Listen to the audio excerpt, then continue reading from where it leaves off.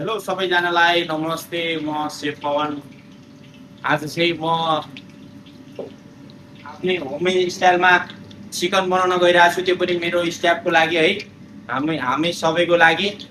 जस्तो कि हाम्रो कृष्ण सेफ घर गएदेखि चाहिँ हाम्रो स्टाफहरू चाहिँ सबै अलिअलि कमजोर हुँदै जानु भएको छ क्या। सेफले चाहिँ पुरै मासु बनाउँदै खिलाइरहनुहुन्थ्यो होइन।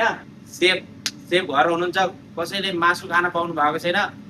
त्यही भएर चाहिँ आज मैले चाहिँ टक्क लगाएर मासु बनाएको छु पुरै स्टाफको लागि होइन। मसँग चाहिँ सिम्पल तरिकाले नेपाली स्टाइल बनाउँदैछु है। ल तपाईँले हेर्दै जानुहोस् है त। ल मैले तेल चाहिँ तात्तिसकेको छ, मैले ढिला नगरिकन प्याज हालिसकेँ है। ल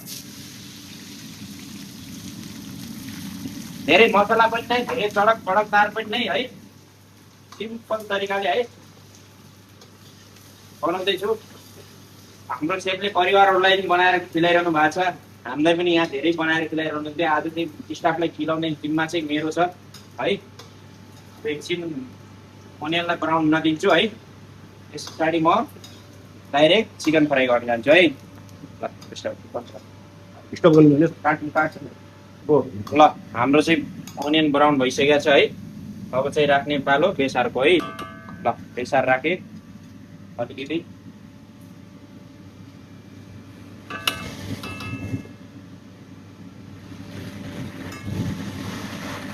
अब बेसार पछि चाहिँ एकछिन बेसारलाई पाक्न दिने अनि हामीले चाहिँ सिधै चिकन एड गर्छौँ है।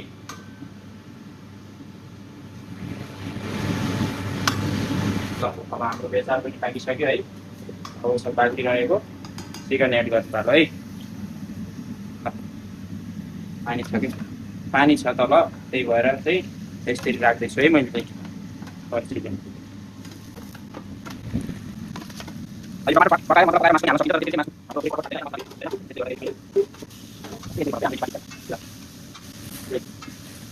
मासुलाई पाक्न दिन्छु।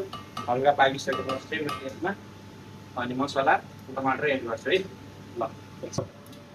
हाम्रो मासु चाहिँ हाम्रो मासु चाहिँ हल्का पाकिसकेको छ है। अब चाहिँ मैले यसलाई हल्का पानी सुकाएर अनि त्यहाँबाट मसला एड गर्छु है। ल हल्का पानी सुकिसकेको छ। अब चाहिँ हामीले नेपाली स्टाइलमा मसला पिसेको थियो त्यो राख्नु गइरहेको छु है।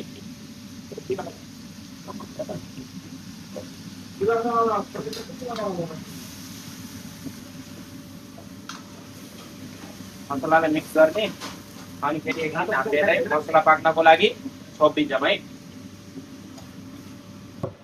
ल हाम्रो मासु चाहिँ जस्तो कि हाम्रो मसला पाकिसकेको छ है। ल अब चाहिँ लास्टमा टमाटर एड गर्ने। टमाटर सँगसँगै अनि नुन पनि हाल्दिने स्वाद अनुसार। अब चाहिँ यसलाई एकछिन टमाटर पाक्दासम्म छोपिदिने मस्त तरिकाले है। अब चाहिँ ल तपाईँलाई टमाटर पाकिसकेपछि हाम्रो टमाटर पाकिसक्यो होला है। ल जस्तो कि टमाटर हालिसकेपछि देख्न सक्छ यस्तो भइसकेको छ है। अब चाहिँ हामीले यसमा थोरै मासुसँग झोल नखाए त मिठै हुँदैन होइन। यसमा झोल हाल्न गइरहेको छौँ है।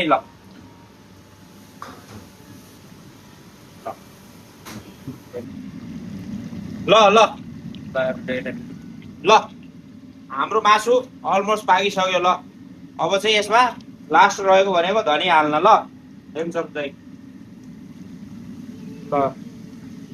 त्यो दामी बनाएको छ नि होइन। ल तपाईँहरू पनि आउनु ल खाना खान। ल सबैजनालाई ल ल अब के गर्ने, मान्छेले चाख्न नि पर्यो होइन। चाख्नु पर्यो लास्ट कस्तो पाकिसकेको छ होइन।